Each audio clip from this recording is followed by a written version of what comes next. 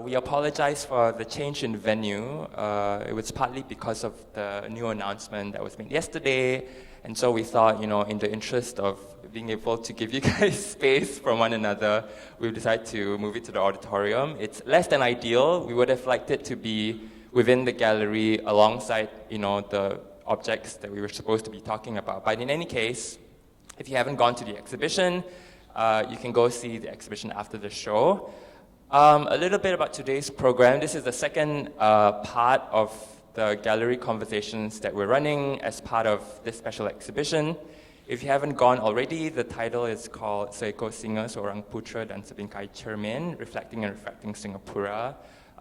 And the premise of the exhibition really was to look at narratives around pre as well as colonial Singapore through a variety of perspectives, or as much as possible. So in the spirit of really that exhibition, we decided to have a series of individuals from different specialties and backgrounds come in and sort of provide a deeper look into some of the themes that are covered in the exhibition.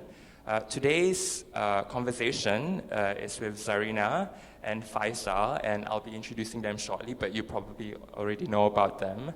And the theme of today's conversation is loosely titled Sacred Sites and Objects. In the course of doing research for the special exhibition and really looking at objects that are in our national collection, which is partly a colonial collection, we were really coming to grips with the history of colonialism in Singapore and in the region, and the idea of the exploration and the study and the conquest of space through colonial lenses. So as a result, a lot of the objects that you see in the exhibition are very much a result of this conquest of space and objects.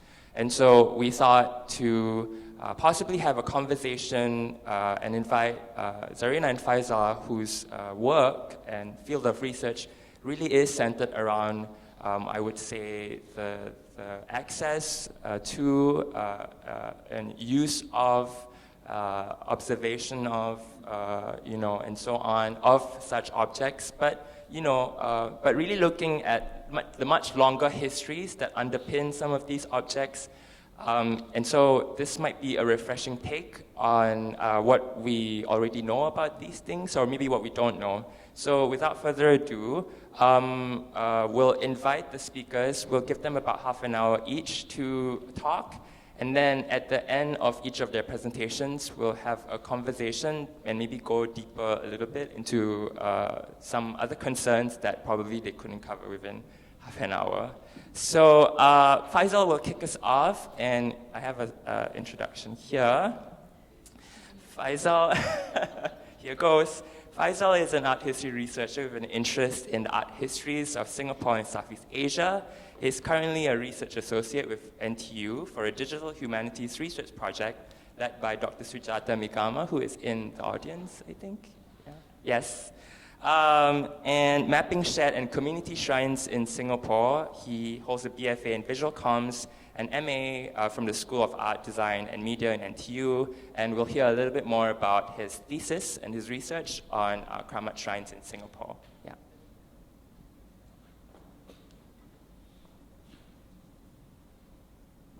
Hello, hi. Can you guys hear me? Okay, sorry, I'm very bad at using microphones. So hi, firstly, hello, Assalamualaikum for those who are Muslims here. Today I'll be presenting on Keramat Graves in Singapore. I'll be focusing mainly on their relationship with their land and their location, but if anyone's interested in other things with regards to Keramat Graves, like the kind of offerings that they have there, or the function of the architecture, I can go more into it in the Q&A.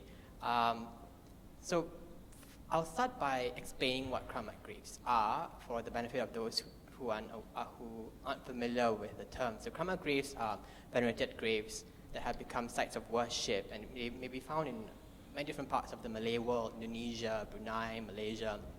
But I'm focused mainly on the ones in Singapore. The most famous of which is Keramat Habib Noor. It's a grave of Habib Noor al-Habshi, who is a saint-like figure in the Islamic tradition. Or wali. He was very known for his miracles. He was able to heal people. He was able to teleport to Mecca. They would say that he could melipat bumi, or fold the world, fold the earth, to get to the place quickly. He died in 1866, and in 1890 they built a mausoleum for him. Not this one, it was an earlier mausoleum, a makam. And a year later, his granddaughter passed away, and her grave became a kramat as well, Sharifah Rogaya. Her grave is right now at Duxton Plain Park. Not much is known about her compared to her grandfather, sadly, so that's something I'm trying to dig in and find out more about her. Next one is Keramat Iskandar Shah at Fort Canning, the 14th, 15th century ruler. By the 1920s, there were already evidence of people of different communities, ethnic and religious communities, already worshipping and venerating the site, so not just Malay or Muslims. Another old one is Keramat Radin Mas Ayu. A lot of people know the story of Radin Mas Ayu, the Javanese princess whose mother was killed by her uncle, and she was tortured by her stepmother, and she died sacrificing herself to help her father. So she had a very tragic backstory. Her grave is one of the ones that have gone the most remarkable transformation over the years, renovated over and over again. I'll show you an image later of her grave in the 1950s, but her grave and Keramat Iskandar Shah, they've gone through, they don't look like how they used to now because of the years of renovations and changes and facelifts. And this Keramat grave is my favorite. I know I shouldn't have favorites, but Keramat Kusu Island at Kusu Island, it's remarkable. Anyone who goes there will be very awestruck by the space. Right outside, you have a whole wall of people writing wishes, from wanting to have babies to even wanting game consoles. So the wonderful thing about this Keramat is actually a triumvirate of Keramat graves. It's of Syed Abdul Rahman, a 19th century wali, his mother Nenek Galib, and his sister Putri Sharifah. An interesting thing to note about this Keramat grave is that during the 9 months of the lunar calendar, this Keramat grave is, the graves are worshipped in conjunction with a temple on the island itself, which houses Buddhist and Taoist deities. Also, Nenek Galib's Keramat grave is quite fascinating because people would go to her specifically if they want to have children or for fertility issues. So there's this connection between the mother and fertility that's pretty universal. The next one is Keramat Bukit Kasita, Bukit Purmai. It's actually it's a walking distance away from Keramat Radin Mas Ayu, and I think everyone should try to drop by. It's quite a beautiful space. It's almost like a little secret garden. It's right beside a HDB area. It's a small cemetery of Keramat graves, actually. It's believed to belong to a Malay royal family. The oldest grave there is from 1721. I don't have images of the site because one of the cultural prohibitions of the space is that you shouldn't take photographs. You shouldn't even enter the main space. So most of the offerings are all placed at the steps right before the main arches. I decided to respect that prohibition, and also because there's a threat of the pocong. If you go in or if you take photograph, you might be haunted by a pocong. That's what I was told. But you might be able to find images of the site online by researchers who either are not aware of the prohibitions or just disregard it totally. The next one is Keramat Tok Lasam. It's at Siglap. It's right behind a bunch of houses. It's a 19th century figure. He's one of 3 brothers who migrated to Singapore in 1809, and they founded Siglap. So he's viewed as a village elder, a village leader. He's also a village, community hero. There's a story about how he stopped a man who ran amok and went on a murderous rampage, Wat Biak. So he stopped him, and he was the only one who was able to do that. So he was seen as a hero. And when he died, his body turned to the color of saffron, this orangey yellow. It's a sign of his sacredness and his extraordinary character. And that's his grave is the one on the right. The one on the left is his wife, and you can tell which is which based on the batu nisan or the gravestone. Traditionally, the gravestones of the males are the cross section is round, whereas the female is the flat ones. So the graves that I've shown you before, earlier, they were all from 19th century, or the figures are from 19th century or earlier. The next three that I'm going to show you, they're actually from the 20th century.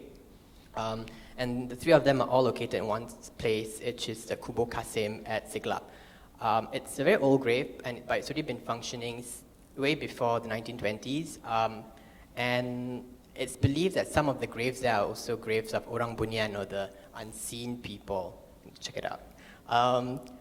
Anyway, so one of the first graves there that I found is Keramat Sheikh Ali. I don't have much information about him other than the fact he's Wali. So I'm still trying to find more about him. But the next figure, he has quite a large following. Keramat Khwaja Habibullah Shah. Habibullah Shah was a religious teacher, an Islamic religious teacher with quite a large following. He was from South India. He would come to Singapore very often to meet his congregations here. In 1971, he passed away here because on his trip here, and they buried him at Kubur Qasim. And you can still see people leaving offerings of incense and flowers and joss sticks at his site till today. The third grave, I don't have the name for this grave. I couldn't find a plaque. I don't know whether it was removed temporarily, so I have to go back. But one of the caretakers at the cemetery told me that it's been dubbed Keramat Gohit Gostan, which means going back and forth. It's a colloquial Malay term. Because one of the quirks, one of the characteristics of the wali who was buried here, he would often just walk back and forth, back and forth, back and forth. And it's one of the traditions of narratives of wali, of the awliya of the region, is that they always have this idiosyncrasies or uncanny characteristics that's actually like a marking from that they're touched by the divine that we might see as strange, but it's actually a sign of their sacredness and their holiness and piety.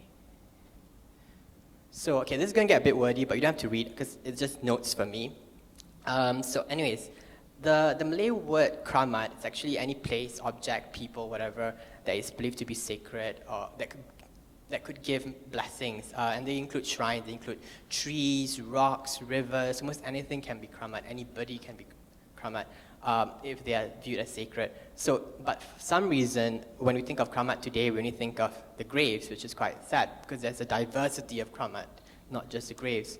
The term keramat actually is a loan word derived from the Arabic word karama, which means the miracles that the wali figures could perform. So it's quite interesting because in this loan word kind of phenomenon and process, you have a transition, a shift from meaning from the noun karama to signify the blessings and the abilities to the noun keramat to represent the vessel of these abilities. So you can argue that keramat grave tradition and worship is the tradition of Islamic grave veneration and worship filtered through Malay culture and tradition.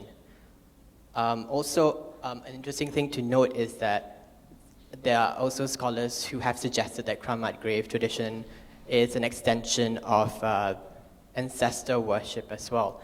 Anyways, most scholars have suggested that keramat grave tradition is a product of this layering of three belief systems that have been significant or important to the Malay culture in one point or another, and they're mainly they kind of suggest that it starts with animism, the earliest kind of belief systems here, and bringing with it is the idea of semangat, which kind of suggests that everything and anything has this vital force and energy. And then came Hinduism into this area and brought with it different concepts of religious concepts, like for example the Deva Raja, or like the divine kingship. And that could account for why some of the keramat graves in this region are not just of holy or pious people, but also of royalties and to a lesser degree village founders and elders. And then after that, Islam came to this part of the world and brought with it concepts such as wali veneration and the visiting of the sites of these wali figures. I think it's slightly problematic because it suggests like a very neat layering, a very sequential kind of layering of religions and beliefs when interactions of such nature is rarely that simple. And also the evidence of Islam even when most of the Malay world was still pretty tied to Hinduism. So it's more complex than they suggest, I believe. But on top of that, while Malay culture and all its belief system, whatever you want to prescribe as a Malay kind of belief system, they may have been sole contributors to Keramat Graves tradition at some point, but they no longer are. Because Keramat Graves, they accept and invite worshippers from different backgrounds, religious backgrounds, different ethnic backgrounds, and some of these Keramat Graves have devotees and worshippers of such diversity, and even from the get-go. So for example, Keramat Habib Noor al-Habshi was known to even have had followers from different ethnic and religious backgrounds even before he passed away. So his grave could have received devotees of those diversity as well, right upon his death. Also, they are very localized and very infused with different belief systems. So, an example I mentioned earlier was how Keramat Kusu Island is sometimes worshipped in conjunction with a Taoist Buddhist temple. And sometimes we also have to consider the fact that these Keramat Graves also have devotees and worshippers from other countries. So from Thailand, from China, from Myanmar, Indonesia, Brunei, and they might bring in little bits of their culture and it gets injected slowly into Keramat Grave tradition. So we cannot deny the agency of all these cultures in the creation and the evolution of Keramat Grave tradition. And so in its amalgamation of different elements and belief, it's become this all-inclusive space with different approaches of worship, where worshippers only need to use tools and approaches that they are familiar with. So a worshipper who identifies as Taoist or Buddhist could use joss sticks at these spaces, because that's what they're familiar with, that's what they know from their own religious history and background. Whereas a devotee or worshipper who identifies as Muslim might not be familiar with those tools, so they might use instead Islamic prayers or even giving offerings of religious books like the Yasin or the Quran. So because one of the wonderful things about Keramat Grave is that there's no doctrine, there's no text telling you how to worship. There are traditions that form over the years because people do the same things over and over again. But yeah, there's no rules, no hard and fast rules. Also, the tradition itself is not uniform. It could vary from one Keramat Grave to another. So who are the people who are buried at these graves? I'm just going to summarize the different categories of people. The first, as we mentioned a lot, is the awliya, the wali figures. So they include people like Habib Noor, Syed Abdul Rahman, and Sharif Aragaya, and they're also known for their miracles even before they passed away. Royalties, so we have examples such as Radin Mas Ayu and Iskandar Shah. And it's very connected to, like I said, possibly to the concept of the divine kingship or the Devaraja. And then, again, to a lesser degree, the community elders and founders. And also individuals who suffered very violent deaths or martyrs. I would include Radin Mas in this category, but also recently, Syed Yasin has been quite prominent during the bicentennial discussions. So he's another example. And miraculous corpses. Tok Lasam is a good example of this, of his corpse changing color to a color of sacredness, which is this yellowish orange, right? And it's a tradition that exists universally, if not regionally. You have examples of Buddhist monks in Thailand, for example, whose bones would crystallize as a sign of their piety. But these categories are only with regards to the ones in Singapore. If you go further to Malaysia, for example, you find Keramat graves of Pawangs and Dukuns. You would find graves even of people of Chinese ethnicity. So, a lot of the spaces in which the Keramat graves reside have characteristics that I believe lend themselves to be viewed as sacred or spiritual. And they include the proximity to trees, proximity to water, and being on heights or an elevated kind of land. So first, trees. Okay, trees are really part of the sacred experience of Keramat Grave tradition. If you go to places like sites like Keramat Kusu Island or Keramat Bukit Kasita, the trees are overwhelming. They're like monoliths. They're like huge, humongous. It's quite imposing.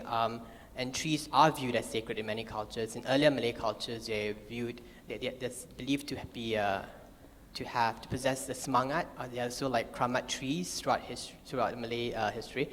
We also have beliefs that they're homes or abodes to spirits and ghosts. Henri Chamberlois did a very wonderful survey of Keramat Graves in Java, and he noticed that a lot of these Keramat Graves sat beside huge trees. And also forested areas, very connected to the stories of the different awliyas that were buried there. So good examples are Said Abdul Rahman and Habib Noor. They were known to meditate or bertapa at these sites, and eventually that's where they were buried. And these are spaces that are sacred, and they're for ascetic kind of rituals as well.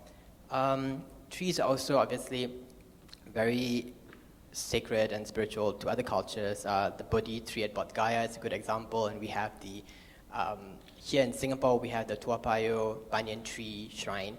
And I find that quite fascinating because banyan trees are found in quite a number of these sites, not just Singapore, at these Keramat Graves. And I've been thinking about the etymology of the Malay word for banyan tree, which is pokok beringin. In Javanese, it's waringin, right? Waringin. Well, the word beringin in Malay means to hope or to wish. So I wonder whether the wish-granting property had something to do with how it's named, and this wish-granting property is something that's shared with the Keramat Graves as well. This is an image. This is an image from the 1959 film Radin Mas. So, at the beginning of the film, they actually showed you the Keramat Grave then in 1950s.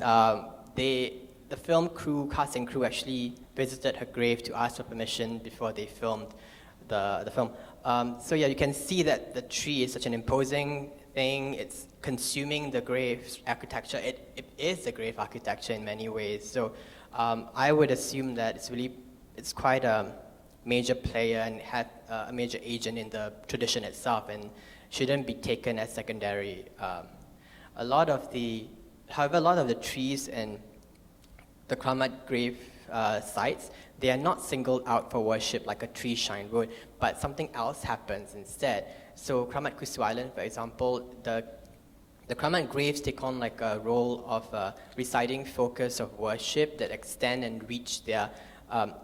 their reach to the surrounding area through the trees, like a genius loci, And what happens then is that the trees become living altars where worshippers and devotees would put offerings on the trees, they would put wishes on the trees, and slowly the Keramat Graves gain more and more land growing down the hill. So it's quite a living thing, actually. And this phenomenon is not unique only to Keramat Graves. It's even in Singapore, you have practices like that regionally as well. Mae Nak is a good example. Her shrine in Thailand, there are trees near her shrine that are used as receptacles for wishes from her devotees. So it could be a concept that's kind of familiar regionally. Also, a few of the Keramat Graves sit on hills or on heights or on elevated plains, and this is also something that's common with Keramat Graves in the region. So, for example, in Indonesia, Keramat Sunan Giri also sits on an elevated ground. And the fact that they are on high location, I don't think it's coincidental. It kind of creates this element of climbing, of a journey, of a pilgrimage almost. And it's something that's also found in the Islamic tradition, incidentally. First, for example, during the Hajj, some pilgrims are known to climb Mount Arafat. That's where the Prophet made his final sermon. So such kind of traditions could have found its way into Keramat Grave worship and tradition. Also, there are many religious sites, especially in the region, which requires worshippers to go to a higher plane or away from the profane in a way. And you have Borobudur, for example, where you have to climb up and ascend. And I believe this could be connected to the symbolism of Mount Meru, or the sacred mountain, and which would be concepts that will be familiar to the earlier Malay peoples. Hills, well, definitely not mountains. They do share these symbolism of being of Mount Meru. Also, hills such as Fort Canning and Mount Faber, they could also have been considered sacred or spiritual. We all know the fact that Fort Canning used to be called Bukit Larangan, or Forbidden Hill, and they were thought to be spaces in which spirits and ghosts inhabited. So the sacredness of these hills could have validated the sacredness of the Keramat Graves in some ways. So as part of my research, I decided to plot some of the Keramat Graves as I go along, and an interesting pattern emerged. Like I started realizing that lots of them peppered the southern shoreline of Singapore. In fact, they kind of follow the blue line now, so that made life easier for me for field work.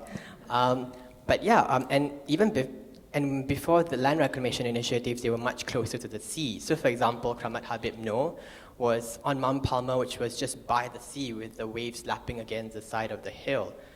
And I believe this proximity to the ocean reflects the function of the sacredness of the sea in the tradition. One reason could account for its proximity to the sea could also lie in our, the buzzword right now, the maritime history of Singapore. But researchers like Sumit Mandal, for example, had discovered that lots of the people whose graves are viewed as Keramat Graves around the Malay world, they're often connected to the Hadrami heritage in some way or another.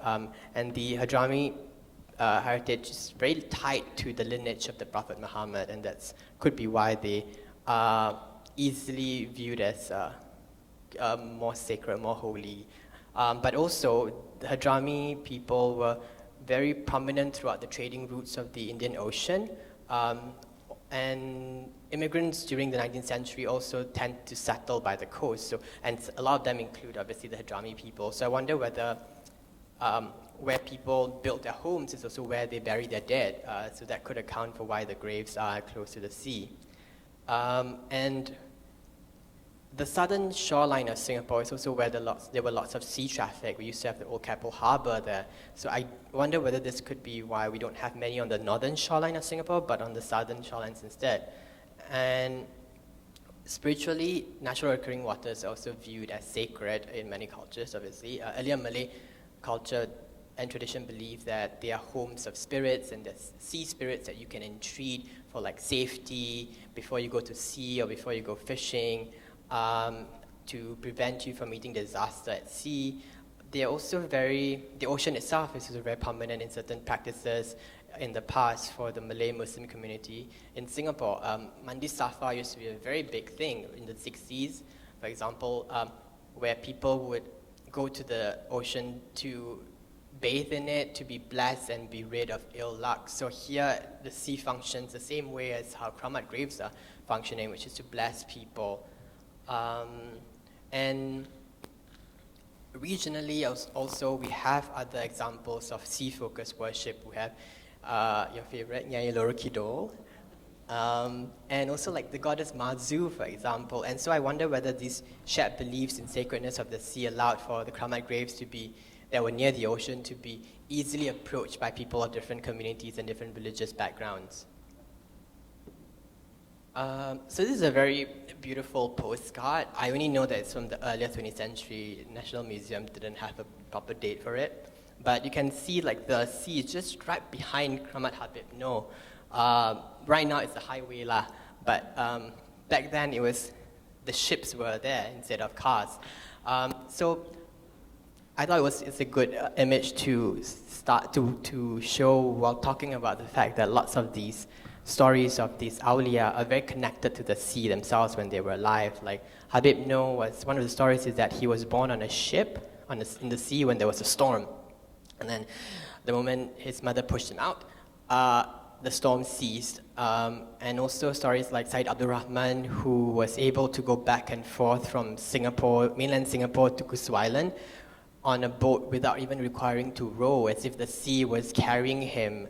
And in 2010, we all know about the exhumation of the Keramat of Siti Mariam. NUS Museum did a wonderful exhibition in 2011, Sufi and the Bearded Men, about her. But anyways, she was known to have had sea knowledge, and people will go to her before they go out to sea as well, to ask for blessings, to ask for good weather. And so if anyone tells you there's no women's narrative with regards to maritime history of Singapore, they're just not doing a very good job, because they are. Anyways, this suggests that the miracles and blessings of these people are very connected to the sea, and so it carries over into the Keramat Graves tradition. And this kind of water themed miracles and is also not unique to Keramat Grave worship. Even within the Islamic grave tradition, we have the Prophet or Wali Khidir, for example, or sometimes known as the Green Man. He is considered the patron saint, or okay, I don't like to use the word saint, but maybe the patron Wali for ships, for mariners, for sailors, and he has shrines all around the world, including Sri Lanka, Pakistan, and people go to these sites before they head out to sea as well. So this tradition could have found its way localized in our region through Keramat Grave worship and veneration. So yeah, what I'm suggesting is that the significance of the water to the lives of the Wali could have ensured that the waters remain very integral to the lives of the Keramat Graves in some way. An interesting story I'd like to tell is that in 1866, when Habib Noor al-Habshi passed away, his community actually intended to bury him in a Muslim cemetery, but all of a sudden they found that his casket was too heavy to carry. So until one person remembered that he had wanted to be buried on Mount Palmer, and then the casket was lighter and they could bring him up and they buried him there. What I like about the story is that it suggests an agency in choosing this site. It's not whether the agency lies in the Wali, whether it's his corpse, whether it's his community. There is some choosing happening, and part of the decision making I propose could lie in the sacredness of the sites through these features of the land, which could lie in the fact that it was forested, it was by the sea, and it was on a hill. So, okay, last slide, sorry. So bear with me for a bit. So at this point of the research, it's difficult to know whether these sites were sacred even before the Keramat Graves appeared. Before the people buried there. There's no way for me to find out. There are no earlier records for me to look at. But I do feel that the features of the land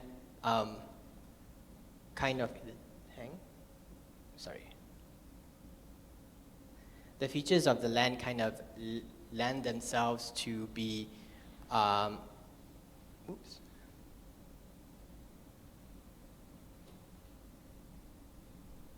where's the cursor?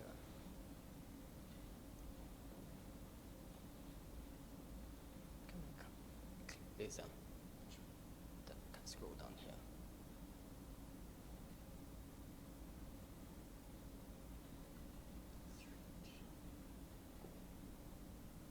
Yeah, mind, I just wing it. So,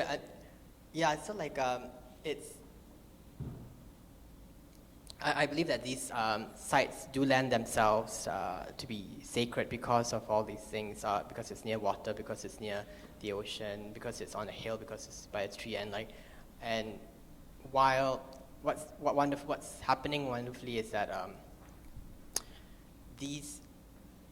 through Keramat Grave worship, these elements such as trees or the land in general continues getting venerated and worshipped, but in a new, different form, supporting Keramat Grave worship and tradition. And so what I'm suggesting is that in the study of Keramat Grave tradition, or even any religious art and architecture, the land needs to be considered, and not just as an afterthought, because they're very important. So when you think about any religious architecture, you need to also talk about whether it's on the hill, what kind of ground it's on, whether it's near a tree. So, I mean, when we talk about things like, say, Sultan Mosque here, do we talk about was it built on what kind of land? Was it built near a certain kind of tree? Was it by a stream? We don't, but we need to start having these conversations as well, because those are important, and they would also let us understand certain choices and the way of thinking of the people who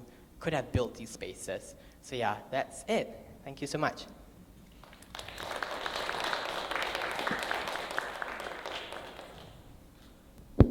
Thanks, Faisal. Maybe before we go into the second presentation, if you have any questions relating to some points that Faisal raised, points of clarification, maybe something you wished he would elaborate a little bit more on, maybe we can devote about 5 minutes just for some quick questions. Okay. So are these gazetted? Are these protected? No, and that's quite a very tricky thing to even get into, even whether they should be. I've spoken to, so lots of them are not. I mean, obviously, Habib No is slightly more protected. It's, I think, Iskandar Shah, for example, is protected, but lots of these other sites are at risk. And we have lost quite a few over even just the last decade. There used to be more. I mean, there used to be a lot more. There was a pair in Geylang. I don't even know when they were destroyed, but it was a pair just side by side. Keramat Panjang, which was his 40 feet grave, and Keramat Khatijah, which was another female wali. And they were removed and they built a condominium on it. So it's really depressing. But I've had conversations with the caretakers, and each of them have different views on whether these sites should be protected by the NHB, by whatever. And some of them, for example, I've spoken to the caretakers of Iskandar Shah's Keramat. They have a team. It's very interesting. Like, they have like a group of old Malay men taking care of the Keramat grave, cleaning it, and they have schedules. It's such a wonderful army. So I spoke to one of them, and they felt, even though that space is protected, they felt like the government could do more in upkeeping the space. Whereas when I spoke to the caretaker of Kusu Island, Mr. Ishak, he said that he'd rather not, because it would mean certain things. It would mean certain limitations on the practice, on the upkeep of the space, that he would rather the way that the government could help them is to lower the cost of the rental, because they have to pay for the space, some of them. So those kinds of things, but he'd rather not, because it would prohibit certain changes that they want to make, because lots of these spaces, they're not worried about keeping the space exactly the way it was, say, 10, 20, 30 years ago, let alone a century ago. It's an ever-evolving, they're ever-evolving spaces, and they live and thrive because they continually change.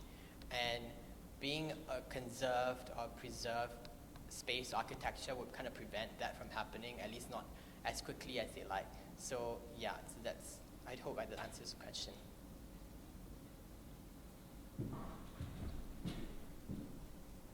Hi. So you talked a lot about the keramats that are still existing now. How about the keramats that have been destroyed? And why do those that still exist are allowed to remain? Are they more sacred? Are there any specific reasons why? Or is it just like the government wants the land and they just take it anyway? Mainly the latter, but we have stories, and it's just whether or not you want to believe, but we have stories of Keramat Graves resisting these changes, right? Like, the famous story is Habib No's Keramat. They were going to build that highway through him, but then he stopped it, and there were like bulldozers being overturned. So there's also the sacred stories, magical, I hate the word, right? You hate the word, right? The magical elements in stopping these things. But yeah, lots of these spaces, is when the government wants the land, it will be claimed. So it's really dependent on that. But whether or not people want to protect these spaces, whether people are still going there and making loud enough noises to stop that from happening, and how that happens is whether these Keramat Graves are productive enough, whether they are producing enough miracles, and sadly that's how it works. And a lot of the Keramat Graves that survive, they have quite large following because people really believe in these stories, and people have known people who say like, this works. Keramat Kusu Island, for example, it's thriving, and people swear by the miracle. So those things, whether or not you believe in it, do matter in whether these spaces get destroyed or not. But yeah, the ones that have been removed, a lot of them, if not all of them, are because of land development. But there are some that just are simply lost. So Syed Yassin's one, I'm not quite sure what happened to his Keramat Grave. I don't know whether anyone's found it yet, but it just seems to have been lost or taken over by the forest. So there's also that element. Let me see. Yeah, I think that's it. Is that? Yeah.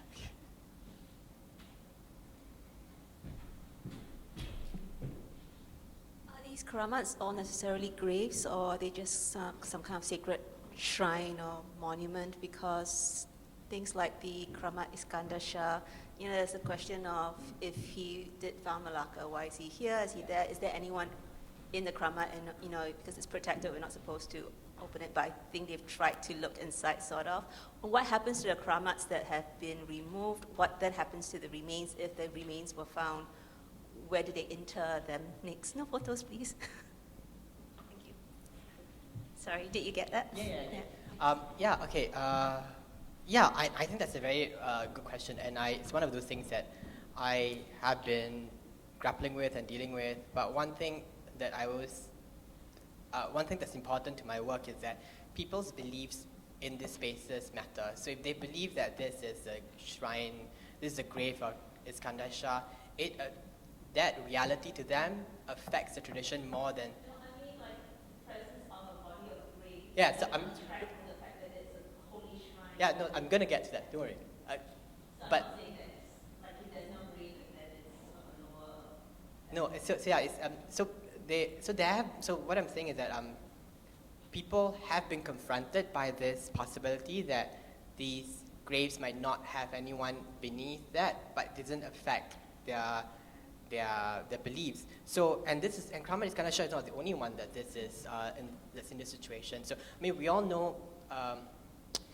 Recently, it's been out there that they didn't really find anything when they scanned the grounds of Iskandar Shah's Keramat. But what happens is that there are people who say, because he's sacred. You will not be able to use mechanical or human means to find the body. So there are ways for them to still hold on to their beliefs. And also, Keramat Sharifah Rugaya, for example, there is a contesting grave in Penang that's believed to be hers as well. So you don't know which one, but it doesn't really affect the practice itself because people believe, and then they believe. Another one is the Kusu Island Keramat Grave. So while talking to the caretaker of Kusu Island, he mentioned an interesting story, a different take of the story of Syed Abdul Rahman that I've never heard of. So he said that there's actually no body at the site. He says that when Syed Abdul Rahman passed away, his body just poofed, and because he's that sacred, the grave was built just as a marker. But there are people who still believe that there's a body there, and on top of that, Nenek Galib, his mother, so this caretaker told me that the Nenek Galib might actually not be his biological mother, but more like a spiritual mother, a figure, a spirit, or orang bunyan, or whatever you want to call them, that has taught him or led him through his spiritual journey, and so marking her as part of his family. So she won't have like a body there as well. So there are situations of that, and it doesn't really change the way they're perceived, or it doesn't affect the tradition so much. It really depends on whether people believe in it. That's what I notice. So I don't know whether that answers. Yeah, I'm just wondering whether it is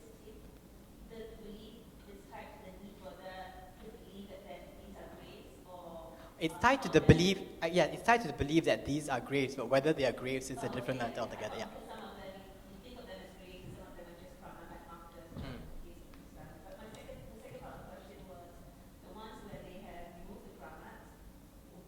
Oh.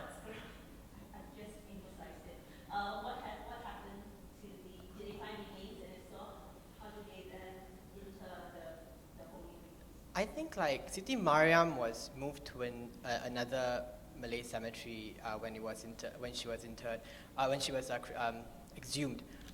But the other ones, I'm not sure where they went because I couldn't find the records of where they moved to. But there are also situations where, and I couldn't find this Keramat. It was in the Berita Harian, which moved location. So when it was exhumed and moved to another land, they just followed her and to this new site. So and it was a female wali. I'm still trying to track that grave down. Then there wasn't even any name to the Keramat. It just said there was a female wali. So yeah.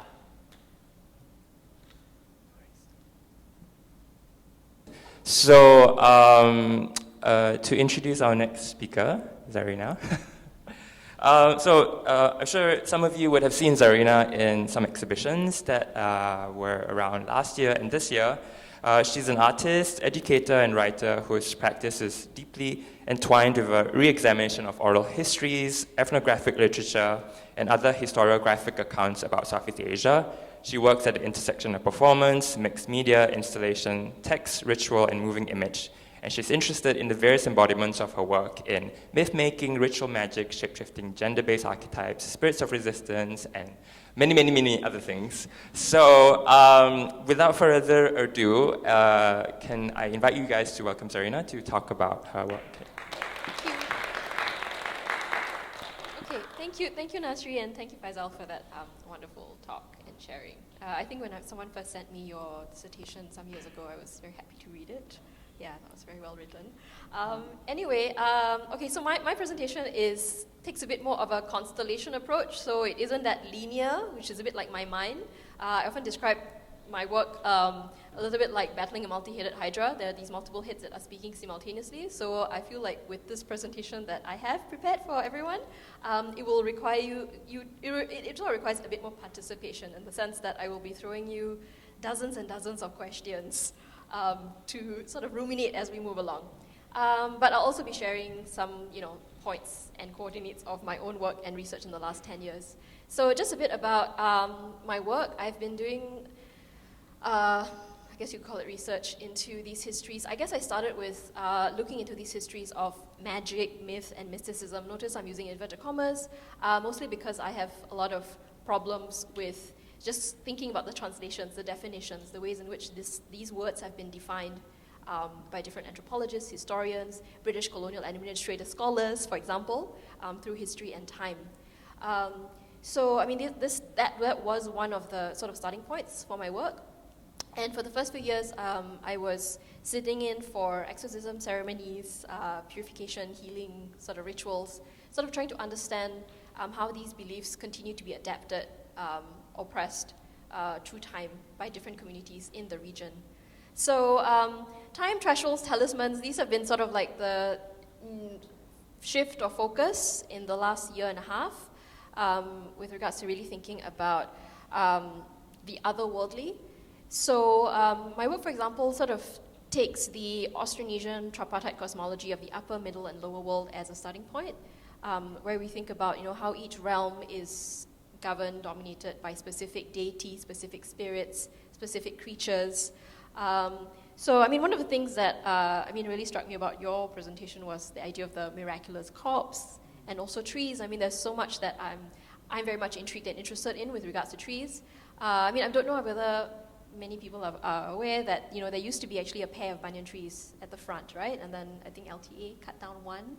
For those of you who may not be super familiar with this, banyan trees are usually planted in pairs at the entrance of an important place. There are 800 varieties of the ficus plant. So the sacred ones tend to be the three main ones: the Ficus religiosa, which is the Bodhi tree; the Ficus benjamina, which is the waringin; and the Ficus microcarpa.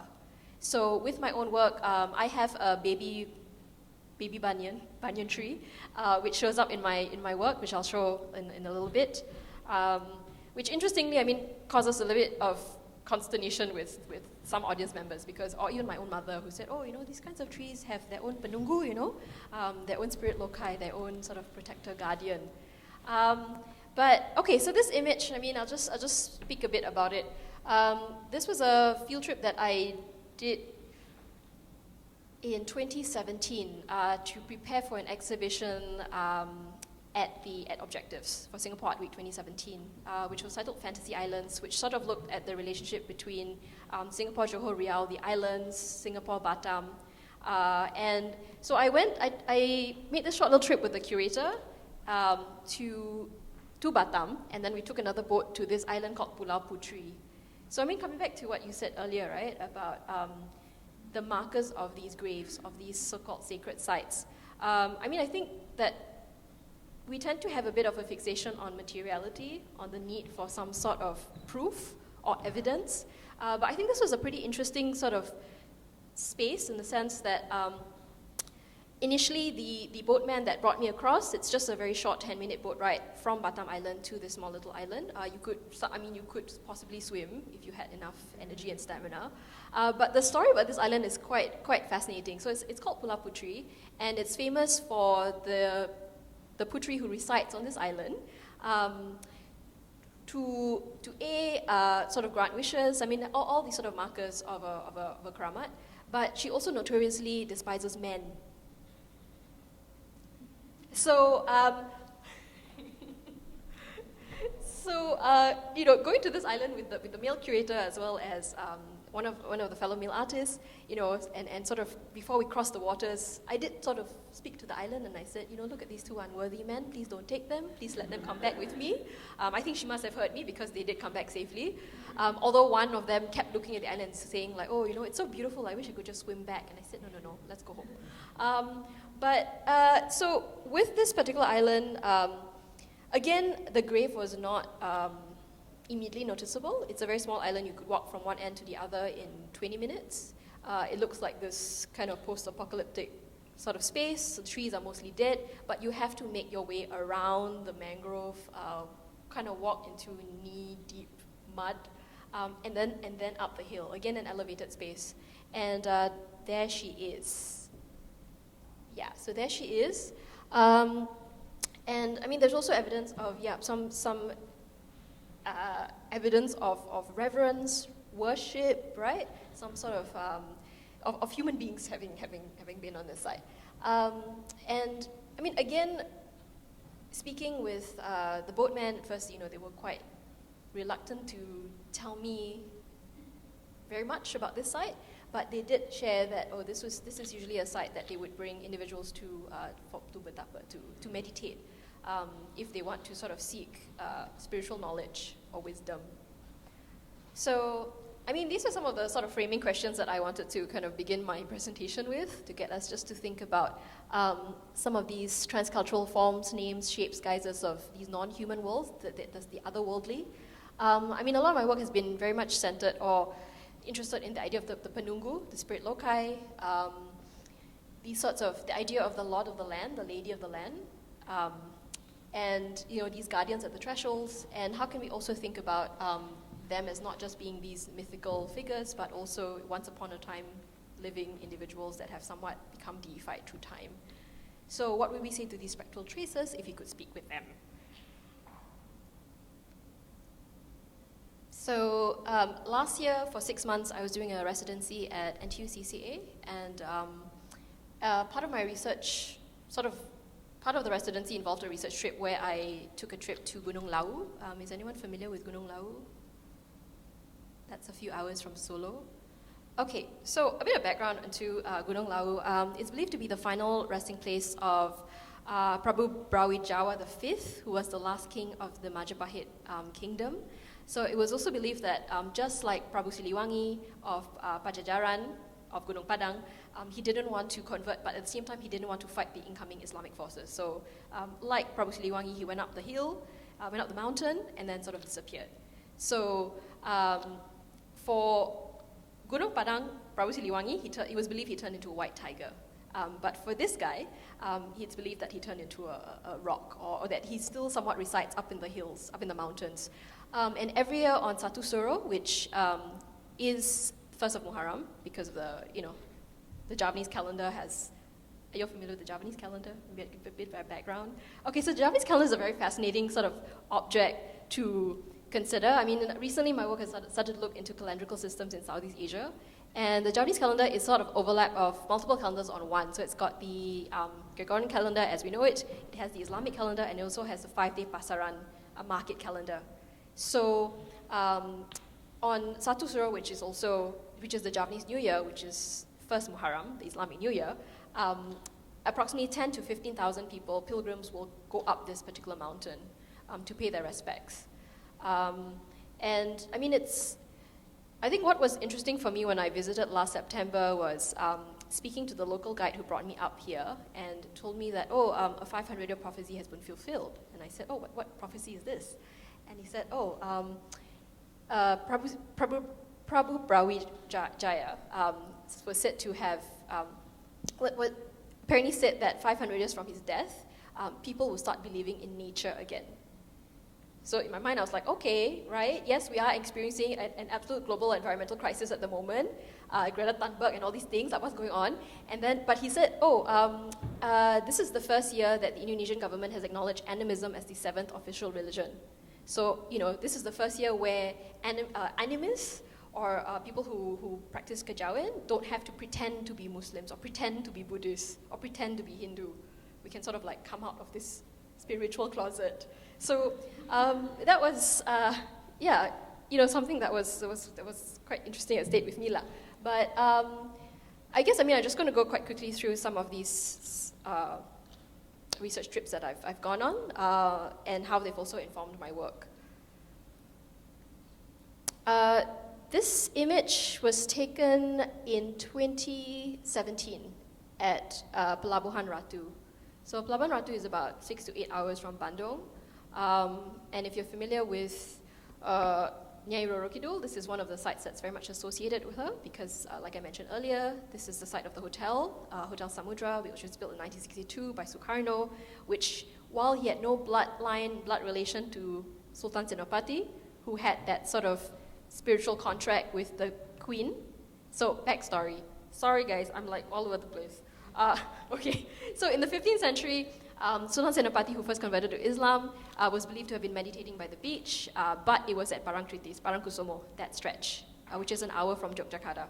So it was believed while he was meditating, the queen showed up, the queen of the South Sea, the Nyai Roro Kidul, which also, she also has a very fascinating backstory, where she's, it's believed that she could have been an actual 14th century Javanese princess who was exiled from her palace because she defended her mother, who was like plagued by black magic by rivals.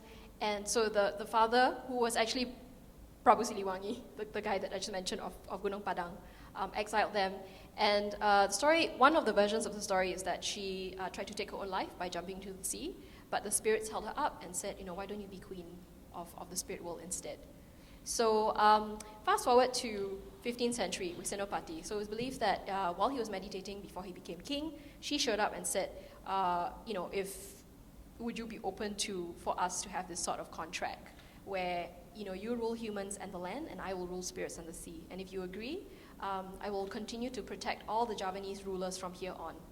So fast forward 1962, Sukarno, no blood relation to this 15th century guy, but in a way to legitimize his rule, he built this hotel and created this room 308. You can Google this. That's specifically dedicated to the Queen. It's kind of interesting because when I made the trip there in 2017, and that was where I met the Juru Kunci, who shared with me, her sort of view of adat budaya agama, culture, tradition, and religion. And I mean, for her, it was there was no conflict for her. But even sort of entering the room, there are Qurans. Initially, when I first met her, I didn't sort of like come right out to tell her my intentions as to why I was there. I just said, I'm interested in sort of the famous paintings your hotel owns. Of course, she saw through my crap, right? And she was extremely fierce, and I completely understand that sort of protectiveness and defensiveness. Because she was like, kenapa kamu di sini, right? And I was like, oh, there's a famous painting by Basuki Abdullah, you know? I mean, after about 15 minutes, and then, you know, we sort of understood each other better. She did sort of, explain to me that a lot of people come with this misconception that that this particular figure can fulfill black magic wishes for you. And she said, I want to clarify that this is not true.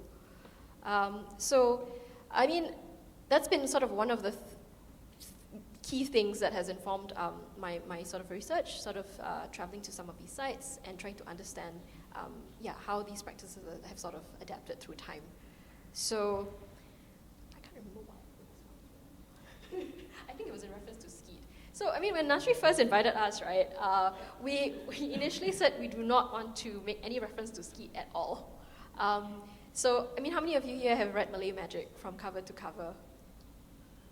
Malay Magic, 1899? No? Okay, maybe I go through my biblio first. Okay. Some of the things when I, two very common questions when I give any talks is people will ask me, how did you get into this research? Second one will be, can you see ghosts? So I thought it would be just useful to kind of have a very quick sort of run through of the text that first informed my work. So how did I get into this research? I mean, there was a point where I guess coincidentally, although I don't believe in coincidence, people from very different cultural backgrounds, different age groups were talking to me about black magic. So in my mind, I was trying to sort of find ways to translate this term. It also raised questions for me as to whether this term black magic could be translatable in different languages in Southeast Asia. And my first point was to sort of try to review some of the anthropological writing that had existed. And of course, you know, it's this, you Google Malay magic or black magic, and this will be one of the texts that will definitely come up. So Malay magic was written in 1899 by Walter Skeet after doing some very short field work in Kuala Langat, which is about an hour from KL in Selangor. And I mean, the research was, the community in Kuala Langat just consisted of about 300 to 400 people, so in a way it wasn't extremely comprehensive. He published this tome of a book a year later, and if anyone has read it, it reads a little bit like quite messy field notes. And at the end of the book contains this is the part that everybody will immediately go and Google and try to find the book. When I share this, it contains the appendix for quite substantial charms and spells and incantations. A lot of which I feel would be not quite translatable to the modern day Malay speaking person. Mostly because the references, the deities, the spirits, have sort of died in my mind, right? They've sort of become obsolete. We've forgotten their names. Which for me raises the question, which informs a lot of my work, you know, can ghosts and gods die? Is their survival dependent on our fervent, frequent conjuring of them, making them visible? Because I often talk about how I met the Hantu Songke, for example, right? Who has heard of the Hantu Songke? No one in my mind, except for my 80-year-old father. But even then, the Hantu Songke only sort of made sense to him after I described the spirit to him. And I said, the spirit is believed to be benevolent. He's actually my favorite spirit. He's believed to be benevolent. He has no lower body. He only has eyes and ears, and his sole purpose is to protect the trees and animals in the forest. What's there not to like, right? So when I, went around asking as many people as I could of some of the names of the spirits that I had, encountered in this book, for example, not all the names were instantly recognizable, and just. So I suppose just to break a bit of a taboo, right? Because I think in this part of the world it's believed that you do not say the names lest they appear, right? Which is why we have names like Cik Pon, right? We don't actually call them by their names. But yeah, I mean, if we were to sort of like look at this very short list here, hantu songke, hantu belian, hantu hutan, hantu pemburu, hantu garu, hantu laut, hantu angin, hantu kubo, ampu padang, jembalang tanah, I can wrap this. Jin keramat, rimau keramat, Datuk Uban, Datuk Paro, Tok Gunung. These three are were-tigers, by the way, who live at Gunung Ledang. Buaya Putih. Please watch Ratu Buaya Putih, Susanna, that's amazing. Ratu Kidul Ni Blorong, Nyai Roro Kidul, Cik Siti Tanah Masyur, Rang Daning Dira, Ratu Mahindra Datta, Ken Dedis, etc. Right? And I mean, usually when like I talk about this list, it's not immediately like people don't immediately sort of remember every single figure, but I suppose back to the text, right? So that's Malay Magic. You can actually buy it from Silverfish Books for only 80 ringgit now, because they're sort of like republishing it. So it's quite widely accessible now.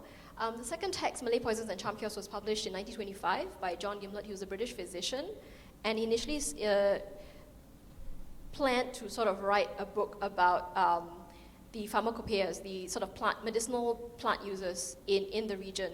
But he ended up writing a text that actually addressed, to a large extent, the sort of ideas of magic. But I suppose I do need to have my bit of my disclaimer here, that I am very wary and hesitant of the word magic itself, because I feel like like I said, it's not immediately translatable in all languages in Southeast Asia, for example. I mean, magic, a quote that I often throw out is magic as described as being the bastard sister of religion. This was written by Idowu Bulaji in his book, African Traditional Religion. I mean, I know that's a different context altogether, but I guess in my work, it's important to sort of try to map out as many definitions as possible in which the word magic has been articulated and set in stone, so-called textually. The third text is by Richard Winstead of 1925. I mean, again, sort of a pretty interesting text if you just want to read a piece of creative writing. So, I mean, if I were to pull out my favorite line from Skeet, this would probably be it. It's on cats, but yes. And if you're eagle-eyed, you would probably see this in my installation at the Art Science Museum. So I'm plugging it shamelessly. Okay, so so questions of, what is magic, what counts as myth? I'm trying to go through like a bit more of a chronological timeline here. That's a pretty fascinating book by A.G.S. Danaraj, who was a journalist in Malaya, and he published his book titled Mysticism in Malaya, of which the foreword is actually written by the then education minister. And in the book, importantly, he speaks about how in the course of the 10 years that he did his research on bomos and dukuns and bawangs, and met close to 300, he also mentioned that, it's impossible to generalize and essentialize. It's almost like each has an area of specialization. It's also important to consider how each individual also self-identifies or not as embodying these particular labels.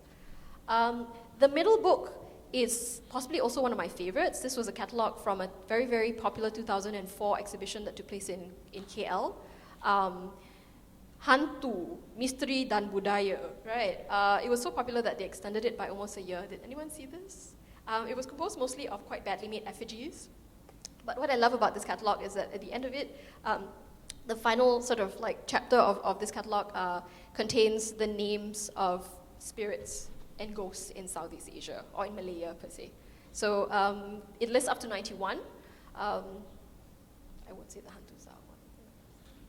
Okay, and finally, I mean, of course there are texts like this which are a little bit more sensationalistic, a little bit more exoticized.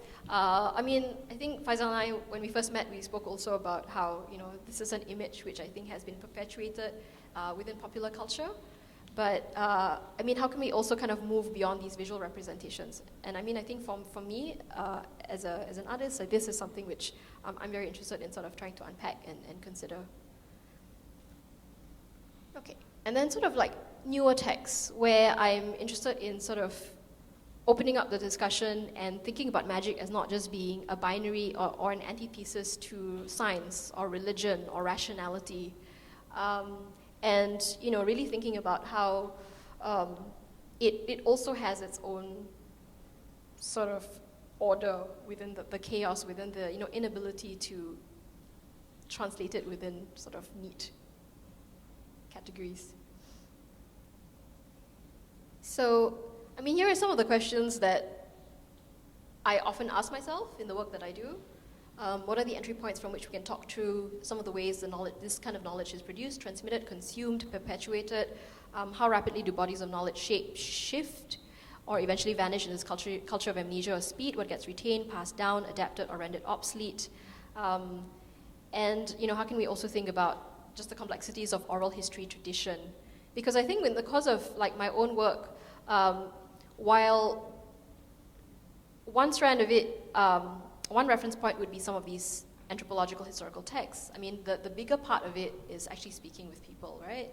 And I think, this is something which you would also probably encounter.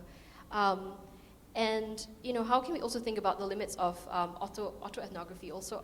How who we are is implicated in the ways in which we read and interpret the data, the material, the knowledge, the stories, the experiences that we have within these sites. And just very quickly, I guess, just to show examples of two other trips that I made.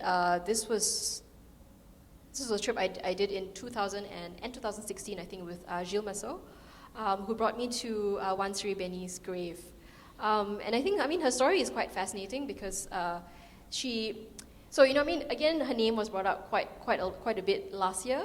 And she was called the Queen of Bintan, who pointed Sang Nila Utama. That's one of the sort of general stories about Wan Sri Beni. But I thought one of the things that really fascinated me about her makam was that every first Muharram, they would hold like a feast, a kanduri for her, because it was said that during the World War, when all the men and boys got carted off to war, the women folk went to her grave to do prayers, and within a month they all came back safely. So till this day, they still have the Thanksgiving dinner, Thanksgiving feast for her. The other really fascinating site, this is not my research, this is actually Simon Soon's, and I accompanied him on a research trip 3 years ago, to visit this very, very fascinating temple in Klang. So this temple is the temple of Datuk Fatima. So the principal deity is a Javanese woman. And she was believed to have been the owner of the land 100 plus years before. So for the prayers, they're burning kemenyan. When the priest goes into a trance, an altered state of consciousness, he writes in Jawi. And yeah, I guess that got me started interested in just these ideas of the Lord of the Land, the Lady of the Land, and and how it can be said to be an ideological trans-local cultural motive that cuts across this whole region. Where, yes, you can read, right?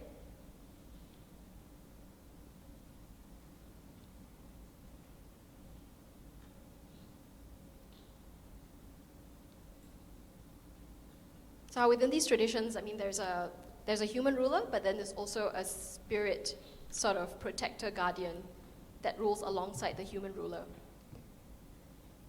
So, if anyone would like readings, I'm happy to share, right? I think Symbolic Animals in the Land Between the Waters, that's written by Robert Wessing, has been an integral key point in terms of really thinking about how creaturely forms animals have also figured very prominently as sort of guardians and protectors of spaces.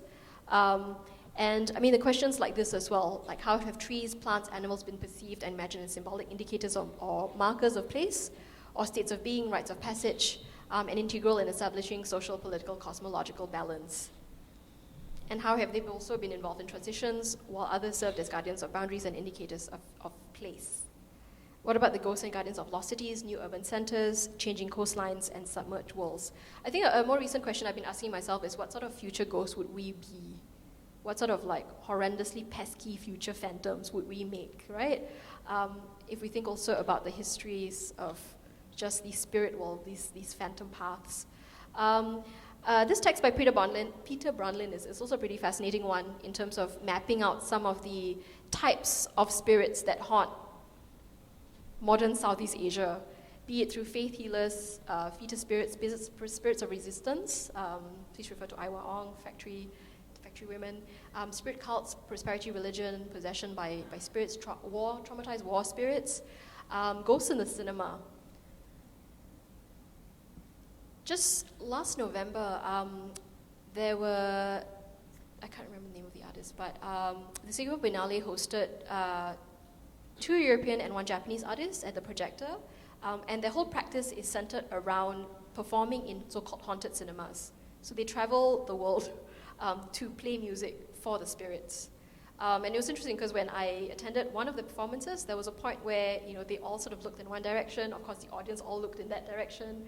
And I mean, for me, it's not so much of whether they're spirits or not, but I think it's also kind of fascinating just how it also sets up a certain scene, it sets up a certain expectation for everybody in that space. And I think for my own work, I've been interested in really thinking about this idea of thresholds, of in-between spaces, of the guardians of thresholds. And I mean, if we were to think about plants, this is a tutup bumi. Actually, it's a common weed that you can find just at any, in any housing estate. I mean, the tutup bumi is a pretty fascinating weed because at some point there was a belief that if you plant this on the perimeter of your house, it would protect your home from spirits, from evil spirits. It's also known as the Seal of Solomon. So tutup bumi in Malay, translates to closing the earth. And one of the medicinal properties is that it's actually a form of contraception as well. So, I mean, I think I'm running out of time and I just have too many things. But I mean, a lot of my own art practice, I guess this is where I suppose I need to make that bridge, that connection, and speak a little bit about how research like this, problematically or not, translates within context, within a visual art context. As an artist, I need to be very aware that I'm not using these narratives as just props for my art. How can you also think about, the appropriateness of adapting or appropriating from some of these narratives in the work that you create, in the installations that you create, in the performances that you do? How can you also think about, also responding to be in active dialogue with these narratives? Because to me, they're not dead. This was a collaborative work that I did just this January, and it was in response to the Post-Human City exhibition at NTU-CCA, which is very much centered on really thinking about just the everyday, just the Anthropocene, right? And I mean, for this work, we're really interested in thinking about interspecies communication. So I've been working with Tini Aliman, who's a sound artist and musician, where we've been trying to translate the sounds of plants. It's not that straightforward. So what we're using biodata sonification devices and placing these contact mics on the plants, the leaves of plants, and then translating it to MIDI, and then collaborating with gamelan musicians and other electronic musicians. So one of the first things that we did was actually go to Keramat Iskandar Shah and try to record the plants in that area, of which they were very semangat, they were very responsive. Interestingly, I mean, the plants at the Jurassic section at the Botanic Gardens were very antisocial. They really did not want to speak to us. Sorry? Because my friend is a Qigong master. Yes. He did that every time he booked about the energy. Yes. He said he was being thrown off the hill. Interesting. At Fort Canning, but he went to Botanic Gardens in there. Yeah. He still nothing. They were very calm. He realized that the plant was quite new in Botanic Gardens. I see. Compared to Fort Canning. Okay. Yeah. Yeah. So the Fort Canning ones were very responsive. They were really, and I mean, the thing is, these plants actually respond seemingly based on our experiments. They do respond to singing, to touch, to movement. So this was a performance where, that's my banyan tree, by the way. She's my baby banyan, which has performed at least 3 times. So this was part of my open studio presentation where I brought in 7 plants that have specific mythic, medicinal, culinary, aromatic properties, histories, cultural biographies in the region. and we got them to perform within the space. Okay, so I mean, this is an ongoing sort of project. So for the gamelan musicians, they selected the song Puspa Warna, which was the piece that was sent up the Golden Voyager record in the 1970s up to space. Yep, they sent a record of like human music. Because I mean, we were also kind of, in response to the exhibition, trying to think of, sort of inter-world, interspecies communication. Yeah. Maybe I'll stop there. Because this is too much. Okay, all right. Okay, so we'll stop there. Thanks for your answer.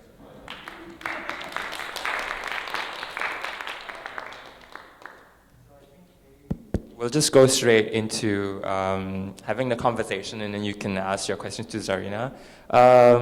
Would you guys be comfortable sitting over there? Spotlight on you. Okay. And then you guys can consolidate your questions.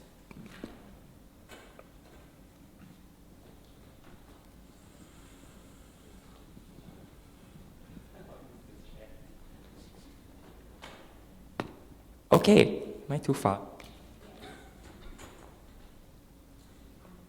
I thought, the conversation sort of in sort of trying to break away from listening to these older colonial sources, we've now gone straight to listen to the tree itself.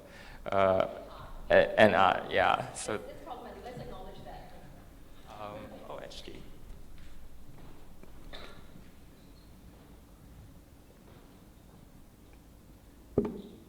So, actually, my first question is kind of for Faisal, but I think it's sort of related to what you, something you pulled up just now about, the ghosts of the future and so on, which is really about change.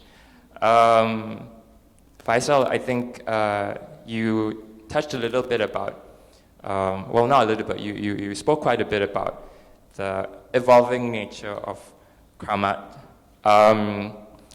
And I was reminded of this, the postcard that you showed of Keramat Habib Noor, where there was the shoreline in sight, and now it's been replaced by a expressway or a street. And it goes back to your point about the Keramat themselves being contingent on the environment that they're in, right?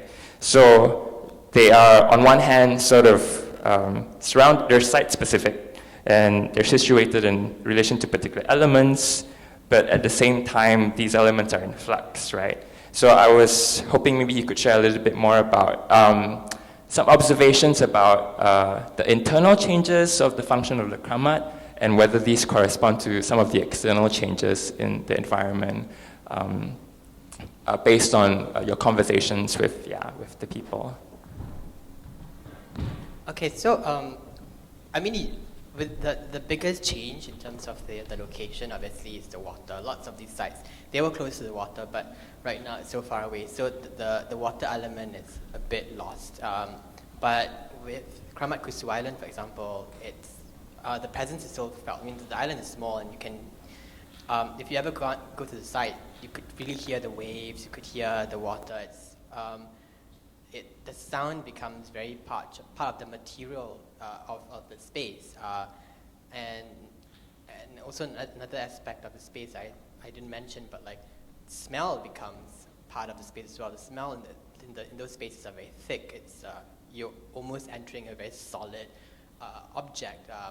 But anyways, so with regards to the land, those things, they change. So there are less elements of the waterness of these sites. But thankfully, elements like the climbing and the trees are still there. Some of them less because, for example, there were still remnants of the tree, but it was just really chopped down. But there were still like trees gripping onto the Keramat grave, but it was removed and renovated. So slowly bits and elements of those, the earlier materiality of the Keramat grave is lost. But there are interesting changes within the rituals and the processes, though. What I discovered is that there is an ability to consume these spaces. This practice has the ability to consume modernity very well and the ready-mades. So you'll find, for example, at Sharifah Ruqayyah's Keramat Graves, you don't have vases to put flowers in, so you have like PVC pipes, or you have like tin cans to put in the joss sticks. And then with Keramat Kusu Island, for example, you'll have, in the past they would tie the stones up and hang it, but it's so leceh. So what they do is they take the air batu kind of plastics, you know, the kind of Malay traditional ice kind of candy thingy, and you just use that, and they buy that in bulk. The caretakers buy that in bulk, and then you just write your wishes and put stones in and hang it. So they consume all this modernity very easily, and it's evolving. Keramat Habib Noor, for example, people used to bring like the puluk kuning and all that, and they would take time to cook and all that. But right now, everything comes from the coffee shop. So you have people with like styrofoam packets. And what's also fascinating about that practice is that if you actually sit there for like hours at end, you realize that when the people give the food offerings to the caretaker, you wait for a few hours and you realize the caretaker gives it to someone else. So that's like a recycling thing, which I think is very influenced by traditions like the prasad in Hinduism, where offerings given to a deity would be redistributed to the devotees. So, but yeah, so my point was, the Keramat Graves evolved so much that they allow themselves to really take on modern approaches, new approaches, and I think that's why a lot of them manage to sustain themselves, despite the fact that they don't have doctrines or rules and stuff like that. Yeah. Just to make the transition to your practice, when Faisal mentioned, smell and the sound and things like that, I was somewhat reminded of some of the performances and installations that you do when you activate certain gallery spaces and sites, right? So in thinking about the site in situ and thinking more about the gallery or the museum as a site, I'm reminded of how sometimes you take audiences through, you sort of cleanse the space, and you sort of you do all these things which are very sensory. I remember the performance you did at NTUCCA many years ago, where that was the first time when I saw a performance of yours, and you were chopping up these oranges and things like that. So could you share a little bit more about how that aspect of activating a site within a museum and a gallery based on knowledge and experiences that you've gotten out in the field, what are your considerations when translating that into an exhibition space? Yeah. I just want to add on to what you just said about how some of these sort of offerings also get updated. Because even since you mentioned Menak, yeah, so Menak is probably Thailand's most famous spirit, and it's kind of interesting because she, so her story is that she passed away when her husband was off at war. So when he came back, she was already in spirit form, but she made herself visible to him. And while the villagers were trying to warn him that she was a ghost, she started killing them because she just wanted a bit more time with the husband. But she sort of interestingly protects, or rather has become a figure that Singaporean army boys go to in Bangkok, to ask for her blessings so that they will have an easier time in the army, because she's known to notoriously hate army men. So I was there last year, 2018, January, and it's quite accessible. It's in Wat Mahabut, which is about 30 minutes from Bangkok City, and I found the offerings to be very neatly packaged. You could just spend 200 baht and then buy her lipstick, and the whole sort of site was very homely. It was set up in a very homely manner. There was a carpet, you can see children's drawings, because she's also the sort of like principal protector for women, children, boys who don't want to go to army.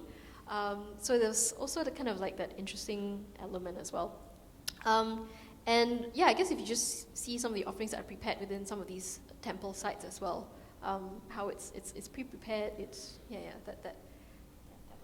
I just want to add on. But yeah, sorry, to answer your question.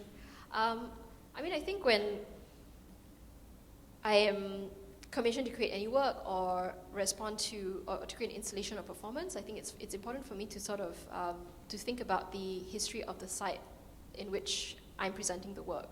So, for example, with the exhibition Art Science, sort of I kind of drew on just the location of Art Science also being on reclaimed land. And it's also at a site where two water bodies meet, where the river, right, and the sea meet. And I mean, it was also believed once upon a time that, you know, where two water bodies meet is also the portal to the underworld. It's also where, you know, the access to the realm of the Nagas. So this became, you know, part of the work. Similarly, when I was creating the installation for at Emerald Hill, I realized that the site where my work was going to be placed was also the very site where the comfort women were being imprisoned.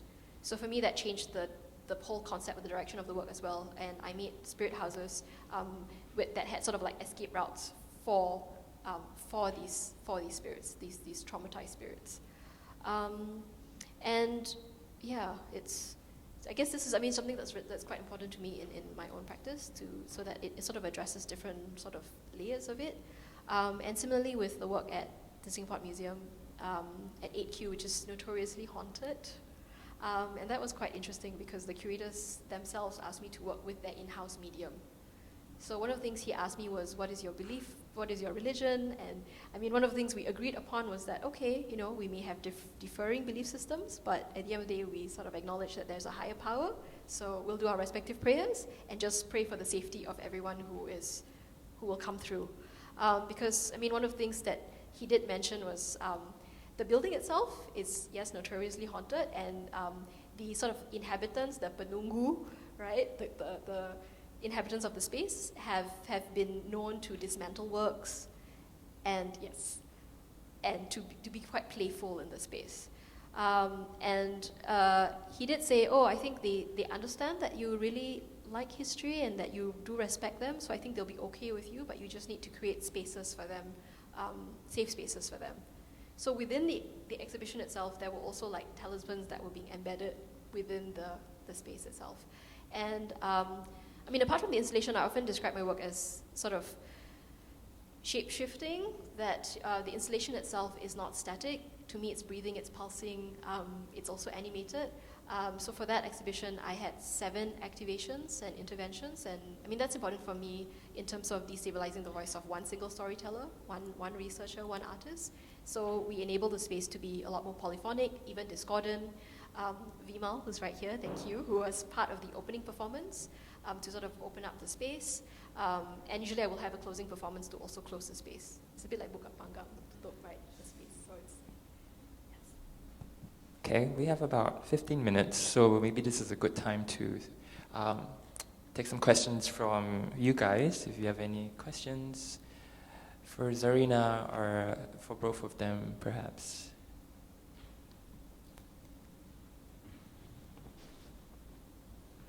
Thanks. One is a technical questions. The photos that you show us about do I say this correctly, the Keramat, the graves, right? They had something yellowish, some sort of fabric, which was yellow, which wrapped the grave. So is yellow any particular meaning in that? And sorry, the second question maybe is for Zarina. In terms of, for Canning Hill is considered sort of spiritual, holy, sacred hill. Out of curiosity, do you know if there's any correlation with that and the fact that the British colonial administration decided to put the Anglican cemetery there? So at the Anglican cemetery, one of the first cemeteries in Singapore was up a hill, which is totally I wouldn't say totally, but very uncommon in Europe. So I'm just wondering if there is any correlation with that, the spiritual understanding. Thank you. Thank you so much.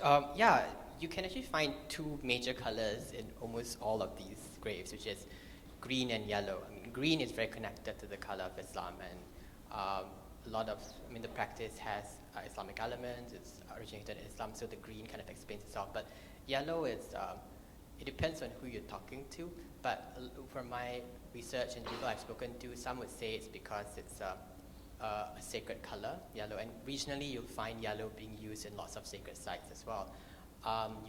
Some of them say it's connected to gold or wealth, and so there's that wealth granting element that's kind of used there as a symbolism, because lots of people actually go to the sites asking for wealth and money and 4D numbers. In fact, like the entire facade of the Kusu Island Keramat is just yellow, just one yellow wall with people scribbling 4D numbers and lottery numbers all around. So, but I did speak to the caretaker at Kusu Island, and he said that it's also connected to symbolism of kingship, or just an elevated status in general. So those are the reasons they usually give. But yeah, you can find yellow and green at almost all of the Keramat Graves. But except for Keramat Iskandar Shah, but that's been redeveloped so many times as well. But Radin Mas's grave, for example, the steps are just like a series of yellow and green, so it's quite wonderful. Yeah. So your question was as to why they might have placed the grave. I mean, I think that's kind of interesting in terms of how, when the British and the Dutch were here, they also kind of adapted and adopted some of the cultural practices to also kind of appear, so how do we say this? So, for example, for the banyan trees, they would also plant banyan trees in front of official state buildings to also show its significance as an important site. So that could have been one of the sort of local beliefs that were then adapted, so that were also meant to kind of indicate to the local communities of a kind of continuity, possibly. Validate, right, their status. But in terms of, sorry, I was just thinking also of graves, because I didn't have time to talk about the Morwa Kala, which is a form of conjuration, which is it's believed to be less aggressive than an exorcism, less moralistic than a purification. So the Morwa Kala is a form of, purification ceremony, and it was actually performed when Indonesia gained independence in 1949, because the Solo court were a little bit worried that they would be dissolved, so they performed a massive Morwa Kala, to protect the country and the kingdom. And another one was actually conducted in the 1990s when the government exhumed a very famous grave site to build a public building. So the Morwa Kala is a very sort of fascinating ceremony because there are no specific guidelines. It can be as elaborate as a 12-hour-long gamelan performance, or it could just be a storyteller just telling the story of the origins of Kala, the figure, the underworld deity, who exists in South Asia. He exists in Southeast Asia as a variant myth. And in the context of Java, he is seen to be the protector and guardian of doorways and thresholds. So you will find his face at the entrances to the Kraton, the royal palace. So I mean, he's been a sort of figure that I have been very much preoccupied with, and a lot of my work has sort of looked at his iconography, the symbolism, the sort of beliefs that are associated with him. So Kala is also understood as being the personification of time and death as well.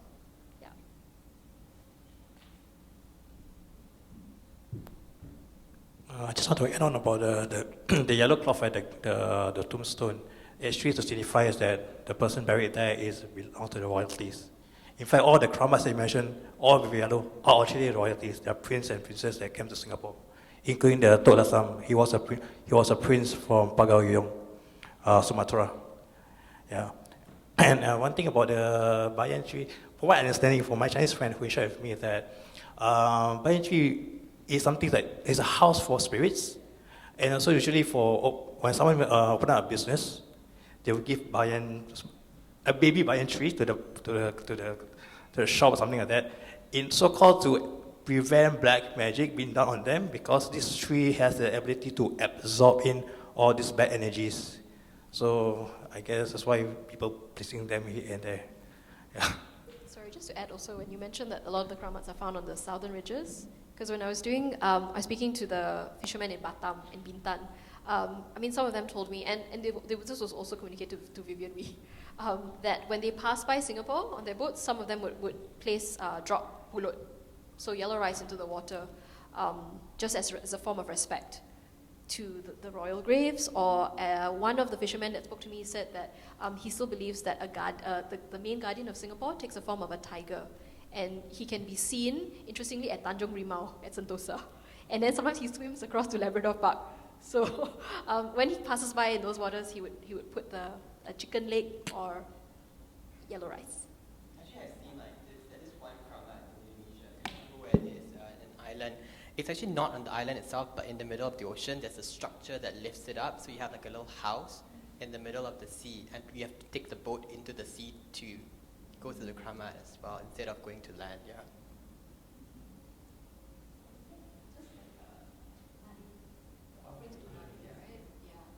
So, I mean, again, the same fisherman from Batam told me this story. Like, he said, oh, you Singaporeans believe that, Nadim died on your Red Hill, but we believe that he died on Pulau Malang Berantai, which is 5 kilometers from Singapore, and the island no longer exists because climate change.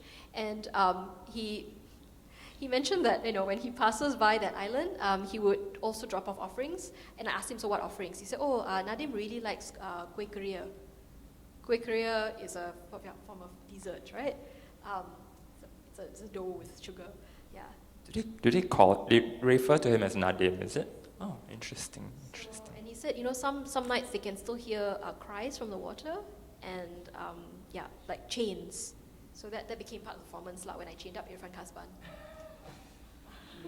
So the story about the chains is that it's tied to an alternate ending of the story where he's not actually murdered, but he's actually chained to a rock and then sunk to the bottom of the sea, which is interesting because now we're at a phase now in Singapore where people are sort of reclaiming the Sejarah Melayu and saying, well, actually he's not named Nadim, he's just named Buddha in the Sejarah Melayu. So there's this interesting sort of conjunction of different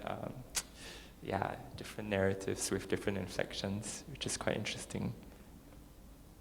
I find that some of the offerings, the deities in countries that I see, like not just Singapore but also in Malaysia, where there's these deities, where I thought it was a Chinese offering to these deities, but then they were wearing tanja, which is like isn't that what belongs to Malay culture? And also keris, sometimes they have keris at the side. So I find that it's a really interesting mix of cultures, like a really mesh, of Malay and Chinese. So what's your take in that?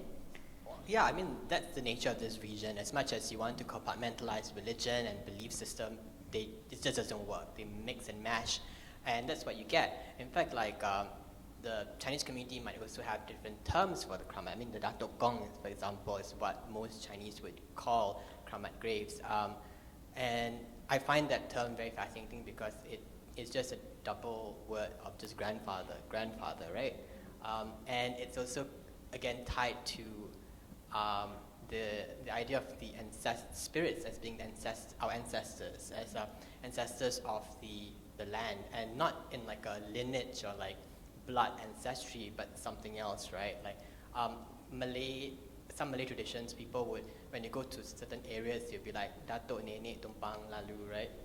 Right? The idea that the spirits are our ancestors, but not biologically, but something else, because we're calling them grandmother and grandfather.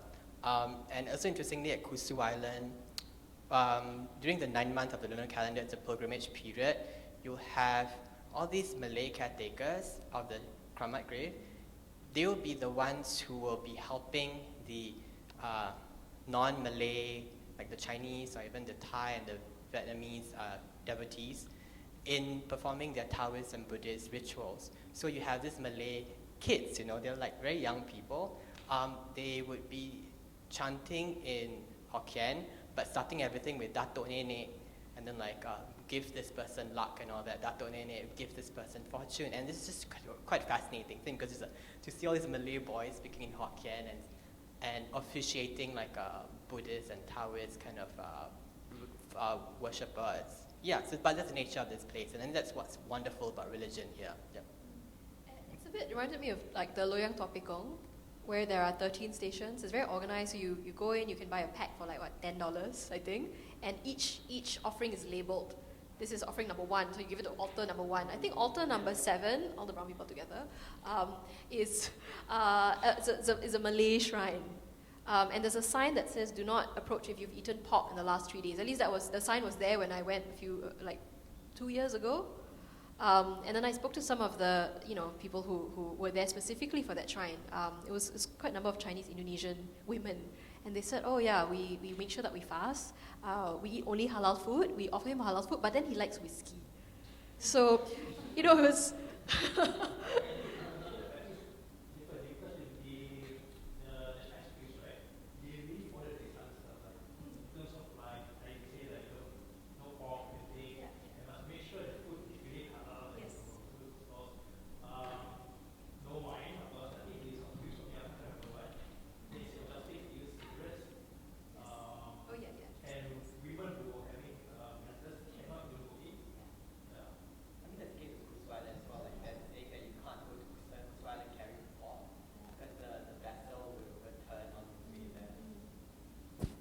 Flip it a bit, it's a bit like the Panglima Achang temple this year, right? Anti-colonial fella, right, who has a temple in Ipoh, who you cannot bring him European offerings, so he hates he hates wine. Like red wine is associated with the British. So if you bring it into his temple, it was said that the wine glass broke, and he would just reject it. Like, no Ang Mo offerings, thank you.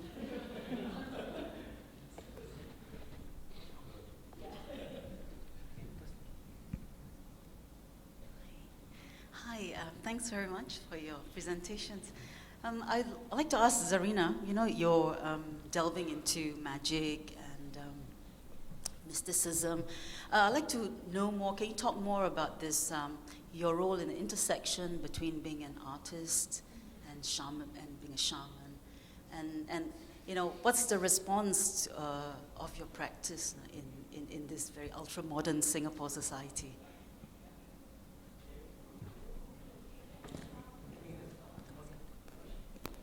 Yeah, I think in the work that I do, I guess, I always say that there are these multiple windows open. So there's one which is necessarily skeptical. There is one which is, absolutely present and just open to receiving and experiencing everything as it is. There's one which has all the critical questions popping up very quickly.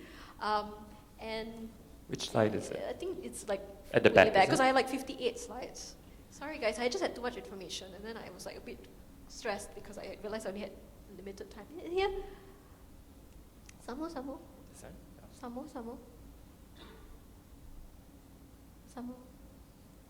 Oh, this is the Mora Kala, by the way. Yeah, this is Batara Kala is in wayang kulit form.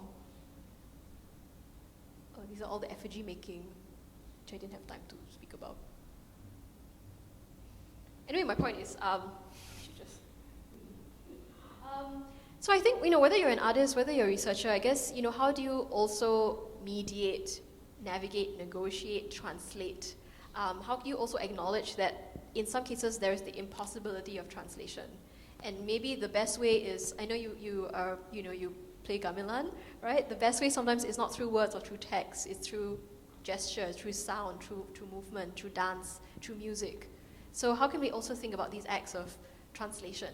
How can we all simultaneously sort of occupy this position of medium, of artist, of researcher, of psychopomp, of pilgrim? So these are sort of questions that I do ask myself. What are the different sort of shape-shifting roles that we take on when we're dealing with these other worlds, the unseen, the gaib?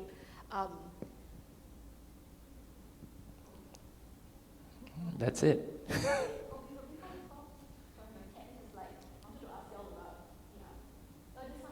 Okay.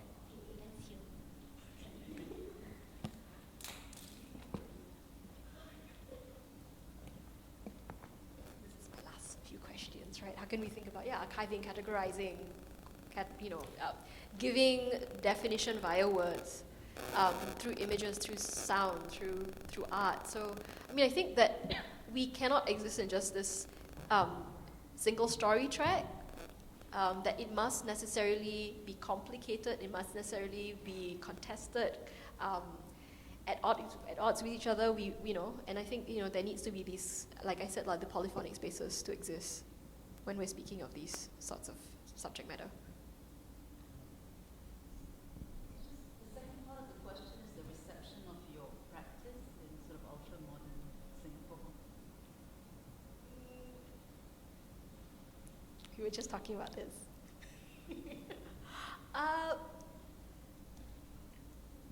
Practice in what sense? The reception to your art. Do you find that people are receptive or I feel to a certain extent, yes, because as much as possible, like I said, I'm not just content with putting out just objects in space. I find ways to also invite others to intervene, to disrupt, to lend additional meaning and voices and interpretations and meanings. So for the work, Pragmatic Prayers for the Color at the Threshold, I invited Imran Tajuddin, so he gave a sort of like architectural perspective of the figure of color. I invited Alfian Saad, Faris Jeremy to write, pantuns, modern day mantras, and also kind of give their own sort of performance lecture.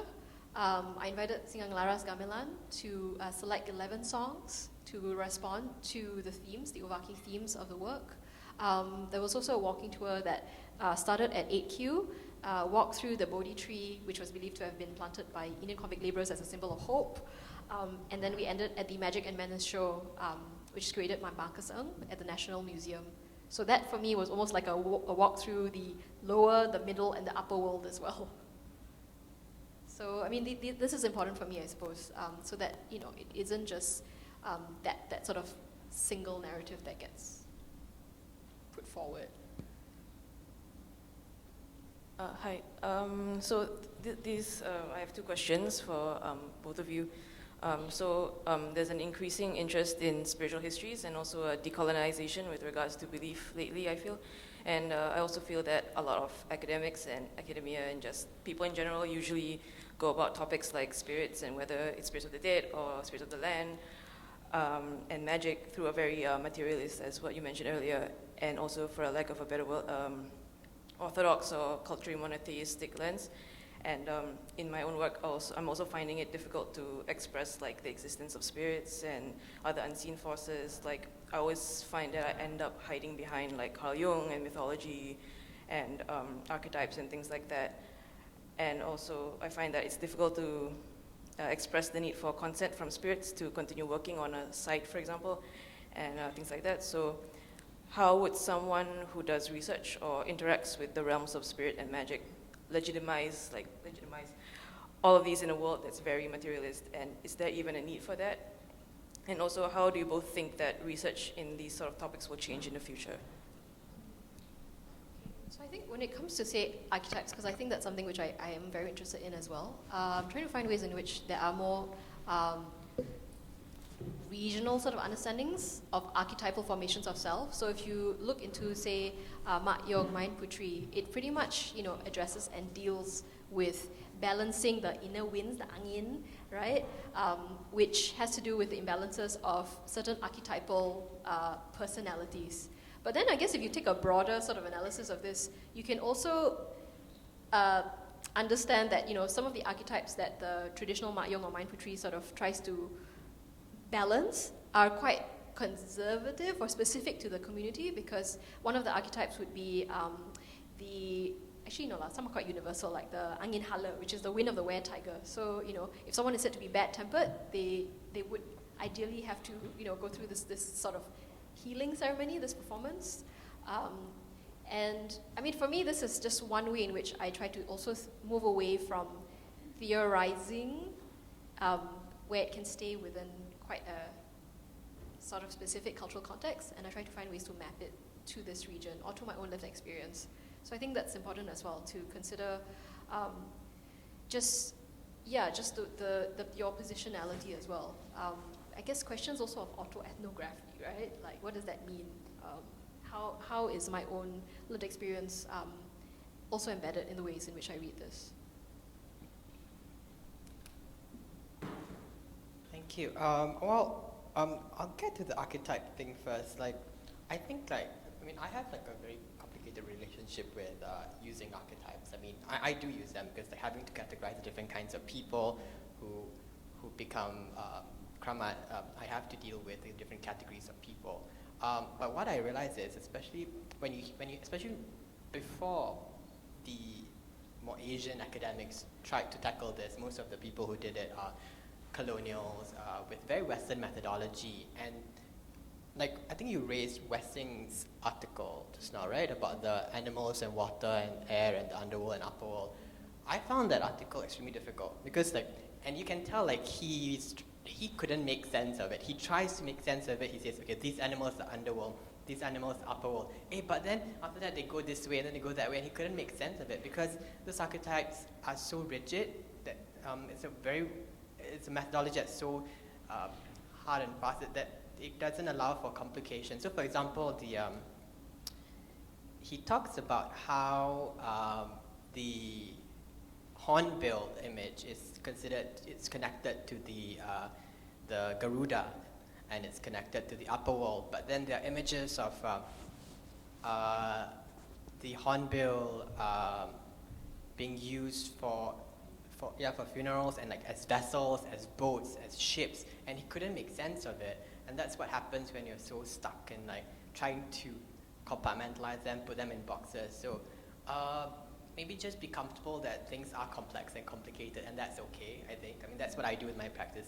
Lots of suppositions and positing, because the study is pretty young. We are allowed to be unsure of things, I think.